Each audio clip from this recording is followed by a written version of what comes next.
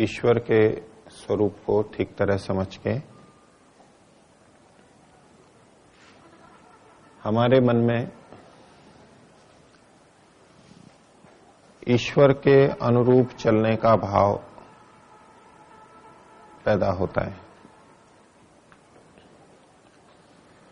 जब व्यक्ति ये निश्चय कर लेता है कि सृष्टि का बनाने वाला परमात्मा है, वो सर्वज्ञ है, सर्वशक्तिमान है, न्यायकारी है, उसने किसी प्रयोजन के लिए इस सृष्टि को बनाया है, उससे बढ़कर के कोई नहीं है, उसी के नियंत्रण में सब कुछ है। उसके नियमों के विपरीत चलने पर हमें सुख शांति नहीं मिल सकती, दुख बढ़ेगा, और उसके अनुरूप चलने से हमें सुख शांति की प्राप्ति होगी, जो हम चाहते हैं वो प्राप्त हो सकेगा, जीवन सफल हो सकेगा। इतना निश्चय करने के बाद में व्यक्ति को अधिकाधिक ये जानने की इच्छा रहती है कि ईश्वर का विधान क्या है। एक सामान्य रूप से हमने समझ भी लिया, तो भी छोटी छोटी बातों में इस विषय में ईश्वर का क्या विधान है। बहुत सी बातों का निश्चय होते हुए भी बीच बीच में ऐसी बहुत सी बातें आती हैं जहां हमें निश्चय नहीं होता है। चाहते हम ये हैं कि ऐसा ही करें जो ईश्वर के विधान के अनुरूप हो, लेकिन कौन सा ईश्वर के विधान के अनुरूप है, अनुकूल है, इसका निश्चय नहीं हो पाता है। लेकिन प्रवृत्ति ये बन जाती है, वो फिर प्रयास से हम निश्चयों पे जाते हैं, संशयों की धीरे धीरे निवृत्ति होती है, सुन करके, पढ़ के, विचार करके हम निर्णय पे पहुंचते हैं। लेकिन उससे पहले इतनी प्रवृत्ति तो बन ही जाती है कि उसके अनुरूप हमें चलना चाहिए, तभी मेरा हित है, इस निश्चय पे व्यक्ति पहुंच जाता है। और ऐसे में परमात्मा की प्राप्ति उसका लक्ष्य बनता है, मुक्ति की प्राप्ति, ईश्वर की प्राप्ति उसका जीवन का लक्ष्य बनता है, और उसके अनुकूल चीजें वो अधिकाधिक करने लगता है और प्रतिकूल चीजें छोड़ने लगता है। वो उसी में अपना कल्याण देखता है। तो आपके प्रश्नों में से एक प्रश्न है कि इंद्रियों पर विजय प्राप्त करने पर कल्याण का मार्ग खुल जाता है, ये कहा जाता है ऐसा वाक्य। इनका प्रश्न है कि यह कल्याण मार्ग क्या है।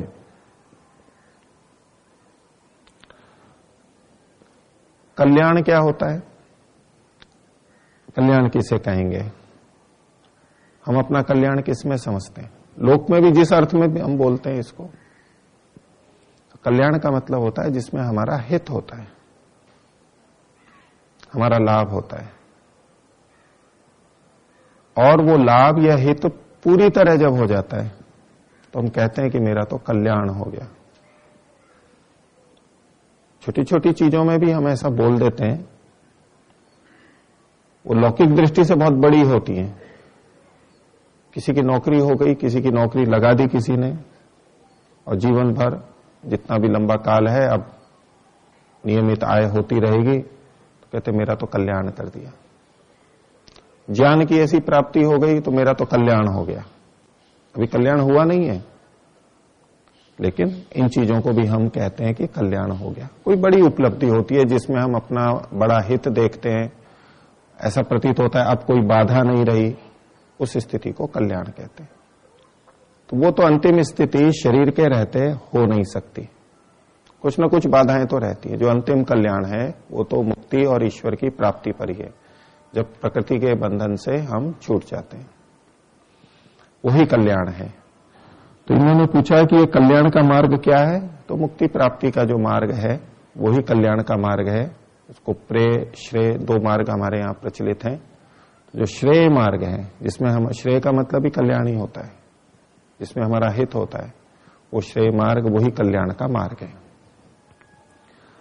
तो इंद्रियों पर विजय प्राप्त करने से ये मार्ग खुल जाता है, हम उस पर चलने लगते हैं आसानी से।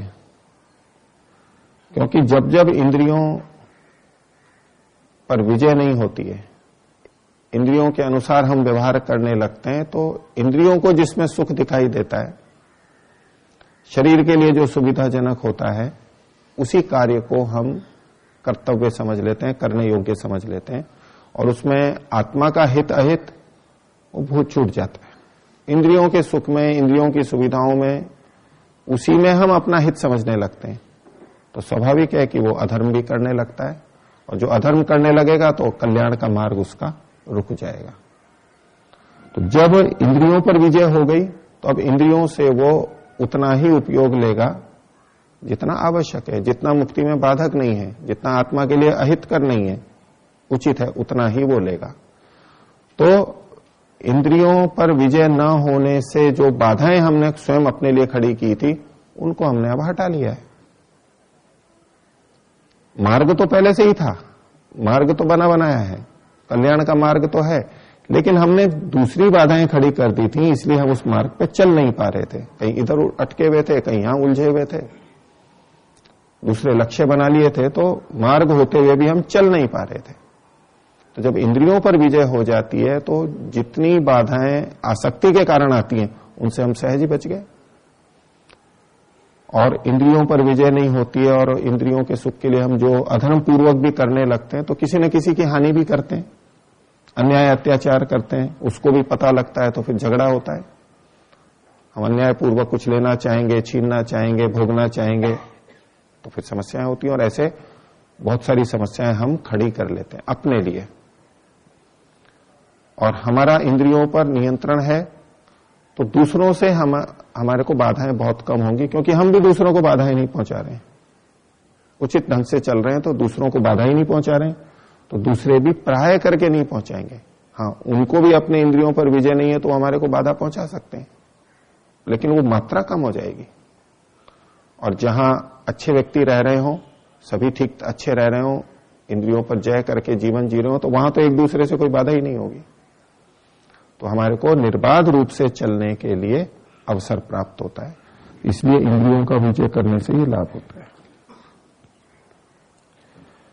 अगला प्रश्न है, इन्होंने नाम नहीं लिखा अपना, हम जो भी ईश्वर या पुरुषार्थ के द्वारा प्राप्त करते हैं, उसको लेकर दूसरों को हीन और अपने को श्रेष्ठ कहना, ये व्यवहार काल में अभिमान अहंकार कहलाता है। शास्त्र में अभिमान अहंकार का यही स्वरूप है या भिन्न है? तो ये भी स्वरूप है, लेकिन इस पहले वाले स्वरूप को भी थोड़ा सा समझना चाहिए, विचार करना चाहिए कि ईश्वर या अपने पुरुषार्थ से हम जो भी प्राप्त करते हैं, तो कुछ न कुछ तो प्राप्त करते ही रहते हैं। वो ज्ञान भी करते हैं, धन भी करते हैं, स्वास्थ्य भी करते हैं, पद प्रतिष्ठा भी होती है, और सामग्री बहुत कुछ प्राप्त करते हैं। उनकी प्राप्ति का निषेध नहीं है, धर्मपूर्वक वो किया जा सकता है, उचित मात्रा में किया जा सकता है। तो अब जब प्राप्त होगा हमारे को, और किसी को प्राप्त नहीं है, या तो ईश्वर की व्यवस्था से प्राप्त नहीं है, कर्माशय वैसा नहीं है, या तो पुरुषार्थ उसका वैसा नहीं है, कम है और उसको प्राप्त नहीं है, वो न्यूनाधिकता हमारे जीवन में देखी जाती है। तो उनको देख करके, जिनके पास कम है और हम अधिकता समझने लगे हैं अपनी, और उससे जो अभिमान आता है, इसको दोष के रूप में कथन इन्होंने किया, ऐसा प्राय माना भी जाता है। तो क्या हम ऐसा करें कि ये न्यूनाधिकता देखे नहीं, ये हमारे को दिखाई ना दे? ऐसा हो सकता है? अगर न्यूनाधिकता देखेंगे ज्ञान की, बल की, धन की, प्रतिष्ठा की, सौंदर्य की, स्वास्थ्य की, भिन्न भिन्न चीजों की न्यूनाधिकता, या तो हम देखें नहीं, ये संभव नहीं हो पाता है। बिल्कुल अकेले में बैठ जाए तो भी संभव नहीं हो पाता है, कुछ नियंत्रण हो सकता है। बाकी समाज में रहेंगे तो, और बीच में रह रहे हैं तो कैसे नहीं देखेंगे, दिखाई तो देगी। और ऐसा है और उसको देख लें तो उसमें आपत्ति क्या है, दोष क्या है? हमारा आकलन एक दूसरे का चलता ही रहता है, स्वाभाविक है। ये हर स्तर पर ये चलता रहता है हमारा। ये गुण इसमें अधिक है, ये गुण मेरे में कम है, मेरे में ये अधिक है, इसमें ये कम है। विभिन्न सैकड़ों चीजें ऐसी मिलेंगी जिसमें हम ये देखते ही रहते हैं, देखते ही हैं, और उसके आधार पर हमारा बहुत सा व्यवहार निर्भर करता है। यदि कोई संगीत सीखना चाहता है, उसको पता है मेरे को इतना संगीत आता है, और जिनसे सीखने गया है उनका आकलन ही नहीं किया, वो अधिक जानते हैं ये नहीं, वो कम जानते हैं, सोचा मैं देखूं नहीं, तो क्या सीखेंगे उनसे? नहीं सीख सकते। वो कम है मान लीजिए, तो अपने से अधिक के पास तो जाएगा ही। जिनको सिखाना है तो सिखाने के लिए किन के पास जाएंगे? तो अपने से कम होंगे उनके पास जाएंगे। अब उनको कम नहीं देखेंगे तो कैसे सिखाएंगे? उनको बराबर देखेंगे तो कैसे सिखाएंगे?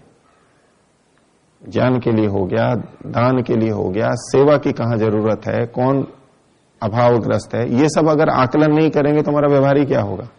हो ही नहीं सकता। ये तो आवश्यक है।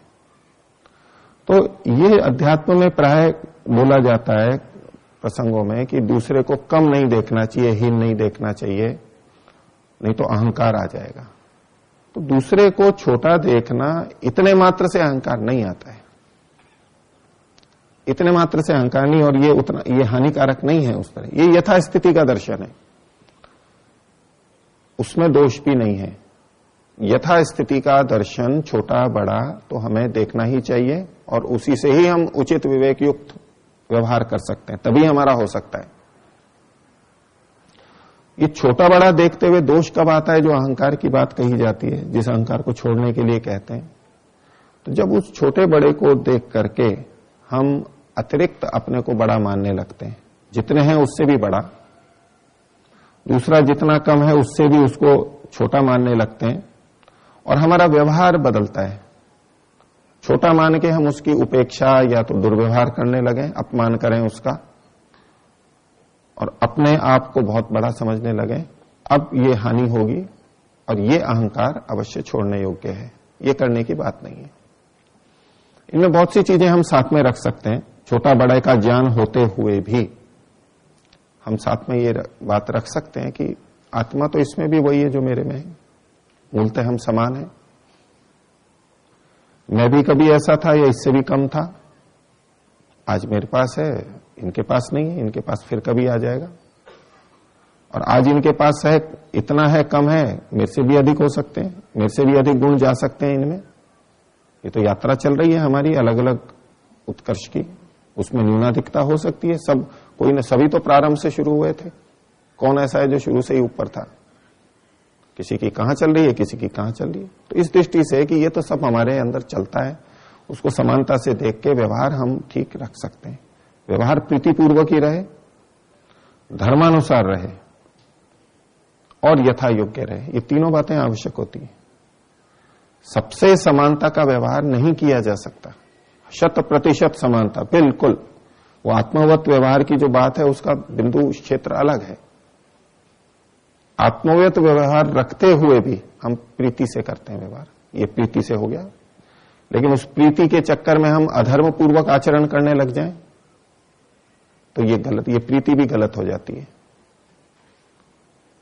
दुष्ट व्यक्ति है, दूसरों की समाज की हानि कर रहा है, और हम उसको प्रीति से समर्थन दिए जा रहे हैं, ये गलत हो जाएगा। ये प्रीति नहीं है, ये अधर्म को समर्थन करेगी।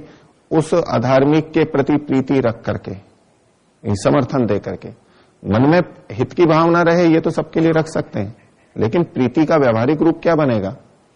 कुछ उनका हम समर्थन करेंगे तो वो दुष्ट व्यक्ति जो औरों की हानि कर रहा है, उनके प्रति हमारा कैसा व्यवहार हो गया?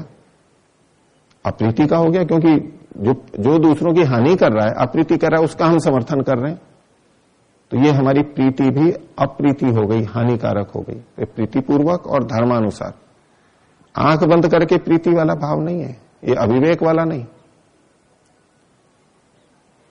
तो धर्म अधर्म का भी ध्यान रख के, तो प्रीतिपूर्वक धर्मानुसार, और धर्मानुसार होते हुए भी, प्रीतिपूर्वक होते हुए भी सबसे समान नहीं होता है, यथा योग्य तो होता ही है, करना ही होता है, ये उचित है, न्याय संगत है। ये तीनों मिलाकर के ये आत्मवत व्यवहार होता है। तो इसमें हम छोटा बड़ा भी देखते हैं तो कोई आपत्ति नहीं है। और शास्त्रों में जो अहंकार इत्यादि का भी जो कथन आता है, उसमें एक बात साथ में ये जुड़ी भी है कि जो मैं नहीं है उसको मैं समझ लेना। जैसे कि ये शरीर मैं नहीं है, लेकिन इसको मैं समझ लेना। मन बुद्धि मैं नहीं है, उसको मैं समझ लेना। ये मकान आदि मैं नहीं है, परिवार मैं नहीं है, लेकिन उसको मैं समझ लेना। जो स्वयं नहीं है, जितने हम नहीं है, उसको भी मैं समझ लेना, ये भी उस अहंकार में आता है, और इसके कारण हमारे अंदर बहुत सारी समस्याएं होती हैं।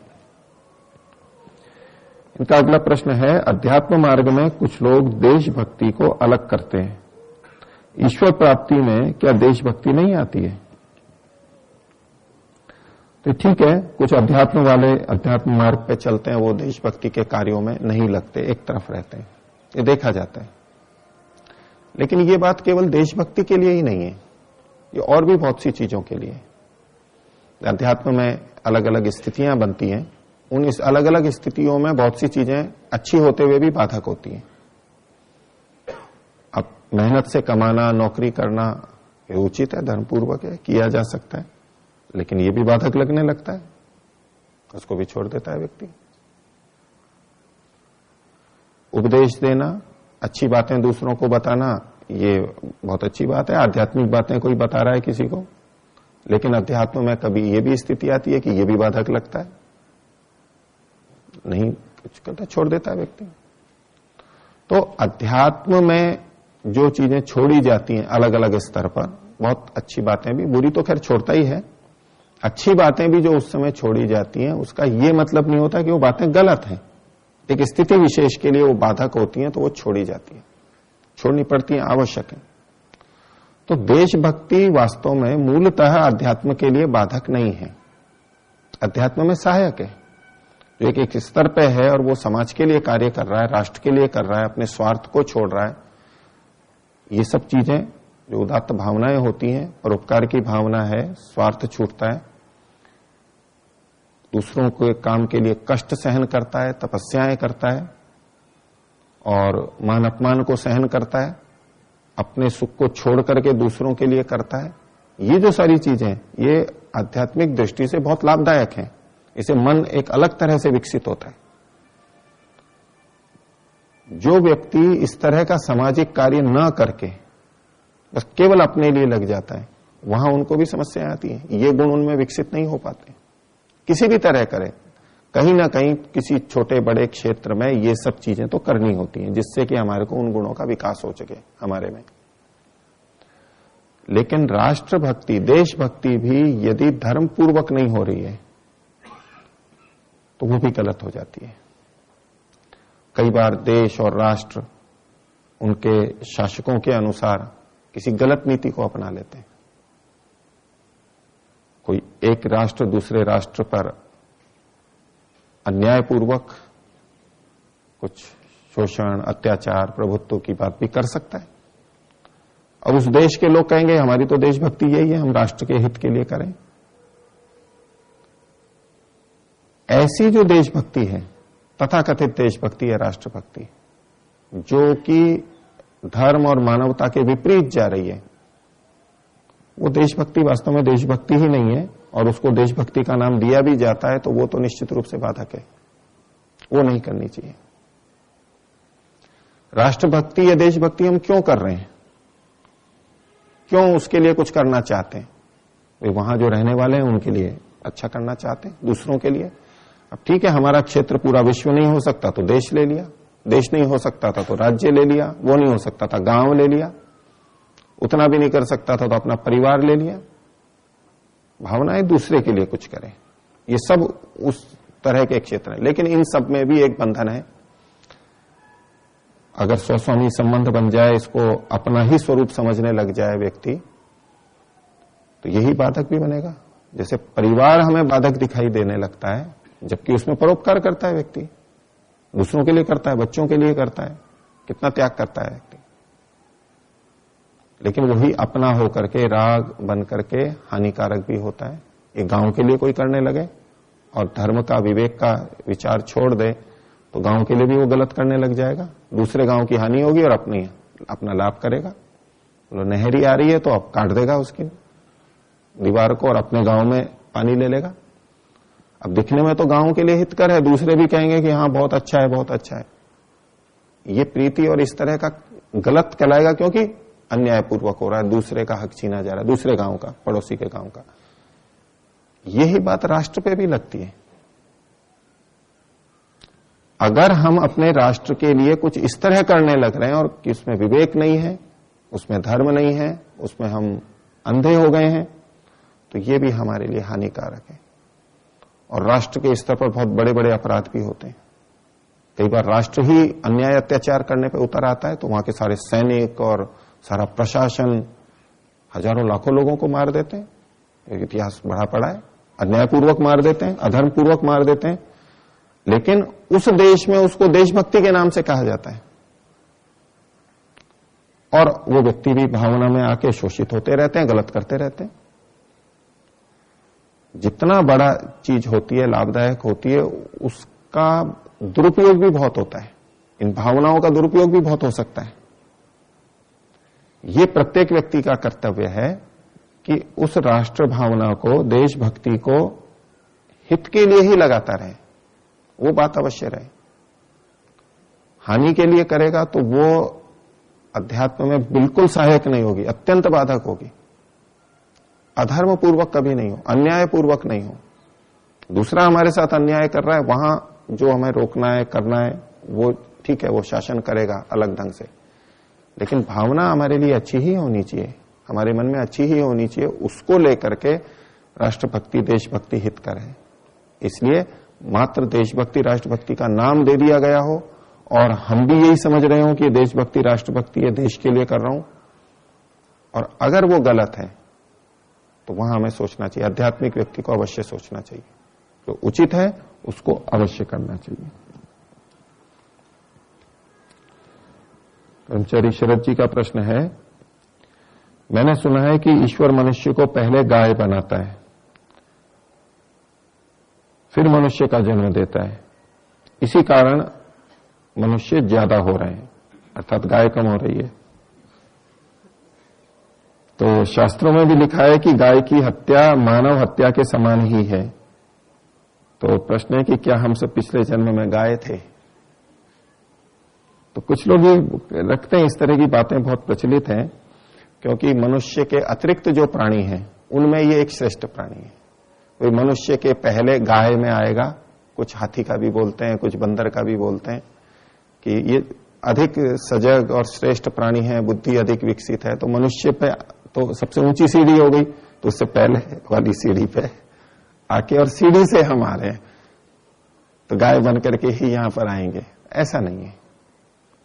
ये तो ठीक है कि ये कुछ अच्छे प्राणी हैं, अपेक्षाकृत अधिक हैं और इनमें अधिक प्रबुद्धता रहती है, या कुछ व्हेल मछली और ये जो अधिक संवेदनशील हैं, चिंपांजी हैं, औरों की अपेक्षा से, ये हम इतने अंश में देख सकते हैं। लेकिन मनुष्य शरीर में हम किसी भी शरीर से आ सकते हैं। उसका उद्देश्य, उसका मूल आधार यही है कि जब पाप पुण्य की तुल्यता हो जाती है, अगर पाप अधिक है, भोगते भोगते भोगते जब पाप पुण्य बराबर हो गए, तभी मनुष्य शरीर मिल जाएगा। तो इसका कोई सीधे ऐसे संबंध नहीं है, और गायें अधिक कट रही हैं तो मनुष्य अधिक बन रहे हैं, ऐसा संबंध इनके नहीं जोड़ना चाहिए। अशोक जी का प्रश्न है कि ये बहुत ज्यादा सुनने में आता है कि जहां भगवान है वहां शैतान भी होता है। जैसे दिन है तो रात, प्रकाश है तो अंधकार, गर्म है तो ठंडा भी है। ठीक है, ये कुछ चीजें तो दिन रात और सर्दी गर्मी, अंधकार प्रकाश ये रहते हैं, लेकिन ये कहना कि भाई ये है तो वहां वो भी होगा, अब जहां प्रकाश है तो वो अंधकार भी होगा, ये आवश्यक नहीं है। अब कहें कि भाई प्रकाश है, देखो दिए के नीचे अंधेरा भी रहता है, दीपक है, ट्यूबलाइट है, उसके पीछे अंधेरा रहता है कहीं ना कहीं, लेकिन जहां प्रकाश है वहां तो नहीं रहता, दूसरी जगह रहता है। लेकिन अब अगर आप सूर्य की बात करें तो वहां तो कोई बात नहीं है कि वहां अंधकार भी रहे, प्रकाश ही प्रकाश है ऐसी स्थिति में। हाँ, अन्य जगह पे हो सकता है, ये तो बात ठीक है। तो जहां ईश्वर और शैतान की बात है, तो शैतान कोई ऐसे अलग से नहीं, जो हम गलत करते हैं वो हम ही लोग शैतान बन जाते हैं, मनुष्य लोग, अज्ञानता के कारण से, क्रूरता के कारण से अन्याय करते हैं, ये हम ही शैतान है। ये तो हम हैं ही, परमात्मा भी है और हम भी हैं। तो परमात्मा है और परमात्मा जैसा कोई और शैतान है, वो ये कि हमारे से भिन्न, मनुष्यों से भिन्न कोई शैतान है, ऐसी कोई बात नहीं है। परमात्मा ने ये सारी व्यवस्था की है और हमारे में से ही कुछ शैतान भी बन जाते हैं, कुछ देव भी बन जाते हैं। निर्मल जी का प्रश्न है, मनुष्य का साध्य तो पूर्णानंद की प्राप्ति है। पूर्णानंद यानी तो पूर्ण सुख की प्राप्ति है, आनंद की, परम सुख की प्राप्ति है। फिर ऐसा क्यों कथन आता है कि साध्य ईश्वर है? ईश्वर को साध्य क्यों मानते हैं? साध्य यानी जिसको हमें सिद्ध करना है, जो हमारा लक्ष्य है। तो पूर्णानंद जब लक्ष्य है तो ईश्वर को क्यों कह दिया जाता है? ईश्वर को साधन क्यों नहीं कहा जाता? ईश्वर माध्यम है उस पूर्णानंद की प्राप्ति के लिए। ठीक है, ये बात मुख्य उद्देश्य है, मूलतः तो हमारा यही है, दुख सारे छूट जाएं और सुखों की प्राप्ति हो जाए। लेकिन ये कब होती है? ये कब होती है? जब हम ईश्वर को प्राप्त कर लेते हैं, एक प्रकृति के बंधन से छूट जाते हैं। इसलिए ईश्वर की प्राप्ति और पूर्णानंद की प्राप्ति को लक्ष्य, दोनों ढंग से ईश्वर की प्राप्ति को भी लक्ष्य कह दिया जाता है। और वो पूर्णानंद है कहां? वो ईश्वर के अंदर है। वो पूर्णानंद देता कौन है? वो ईश्वर देता है। और ईश्वर को अगर प्राप्त कर लिया तो पूर्णानंद आ ही जाता है। तो इसलिए ये इतना निकट है, इतना साथ साथ है कि दोनों का कथन हो जाता है। पूर्णानंद मूल लक्ष्य वही है, लेकिन ईश्वर की प्राप्ति भी गौण रूप से कथन कर दी जाती है। तो ईश्वर भी हमारा साध्य ही है, लक्ष्य ही है। हाँ, ईश्वर साधन भी बनता है हमारा। हम ईश्वर का उपयोग करके, शब्दों का भी उपयोग करते हैं, ईश्वर के स्वरूप का स्मरण करके हम ईश्वर को प्राप्त करते हैं। ईश्वर के द्वारा प्रदत्त ज्ञान का उपयोग करके, ईश्वर के द्वारा बनाई हुई सृष्टि का उपयोग करके। तो इस दृष्टि से ईश्वर भी हमारा माध्यम बनता है, सहयोगी बनता है, सहायक बनता है, लेकिन फिर भी लक्ष्य वही है। तो ईश्वर की प्राप्ति कहें या पूर्णानंद कहें, एक ही बात है। परमवीर जी का प्रश्न है, क्या मुक्तात्मा किसी के शरीर में प्रवेश करके उस पर अपना नियंत्रण कर सकती है? नहीं कर सकती। जो मुक्तात्माएं हैं वो जगत के व्यापार से रहित होती हैं, उनका इसमें कोई हस्तक्षेप नहीं होता। और वो क्यों करेंगी? आगे प्रश्न है इसी में, क्या मुक्तात्मा किसी मनुष्य के विषय में ये जान सकती है कि वह क्या सोच रहा है, क्या इच्छा कर रहा है, क्या खा पी रहा है, क्या देख सुन रहा है? जैसे हमारे बारे में कोई जान सके, कोई ऐसी मुक्तात्मा जान तो सकती है, लेकिन वो ईश्वर की सहायता से। जैसे ईश्वर हमारे को जानता है, तो यदि किसी मुक्तात्मा को ऐसा जानने का हो कि भाई ईश्वर कैसे जानता है सबको, तो इस उत्सुकता की शांति के लिए भले ही जानना हो तो परमात्मा की सहायता से वो जान सकता है। लेकिन वो क्यों करेगा ऐसा? तो उन्होंने आगे प्रश्न किया, यदि वह ऐसा करने में समर्थ है तो क्या वह ऐसा करने का प्रयास करती है? अपने आप में समर्थ नहीं है, परमात्मा की सहायता से ये होता है, लेकिन इसके अंदर उसकी इस तरह की रुचि नहीं। वो तो सारा देख करके गया है, जीवन मुक्त बना था, योगी बना था, अब नितांत मुक्ति में है। वो इस तरह की व्यर्थ की बातों में उसको रुचि नहीं होगी, क्यों करना चाहेगा? उसका कोई प्रयोजन नहीं है, इसलिए वो ऐसा करेगा नहीं। हर व्यक्ति के मन को देखता रहे, कौन क्या सोच रहा है, कौन क्या सोच रहा है, कौन क्या कर रहा है, ये उसके लिए व्यर्थ की बात है। उनकी छोड़िए, आप और हमको भी अगर पता लग जाए ना, वैसे तो हम उत्सुकता रखते हैं कि दूसरे के मन में क्या है, और हम हाव भाव से और क्रियाकलाप से जानने का प्रयास करते हैं। लेकिन अगर हमारे में ये सामर्थ्य आ जाए कि सबके मन को हम जान सकें, तो उसको वही वही दिखाई देगा, परेशान हो जाएगा, वो खुद कुछ नहीं करेगा, वो माफी मांगेगा कि मेरे को ये शक्ति मेरे से छीन लो। जैसे कि वो एक कहानी आती है कि जो एक व्यक्ति ने कहा कि जिसको छुएगा वो सोना बन जाएगा। बनता नहीं है एक सुनने समझने के लिए। तो खाना खाए तो रोटी भी सोना बन गई, बेटे को छुआ तो बेटा भी सोना बन गया, मकान को छुआ सोना बन गया। तो सोना सोना वो तो सबसे ज्यादा दुखी होगा कि ये वर मेरे को नहीं चाहिए। कोई भी उसके पास नहीं आएगा, खाएगा क्या, पिएगा क्या, सब कुछ। तो ये तो एक बहुत बड़ा अभिशाप बन जाएगा अगर हम सबको यूं जानने लगे, देखने लगे और सारा हमारे को होने लगे। तो हमारे लिए भी हित करनी है, हम भी नहीं चाहते हैं, हम जितना थोड़ा बहुत आवश्यक है उतना जान सकते हैं। तो मुक्तात्मा सबके लिए जाने करे, उसके लिए उसको कोई आवश्यकता भी नहीं है और वो ऐसा करेगा भी नहीं। इतना ही रखते हैं। प्रणव।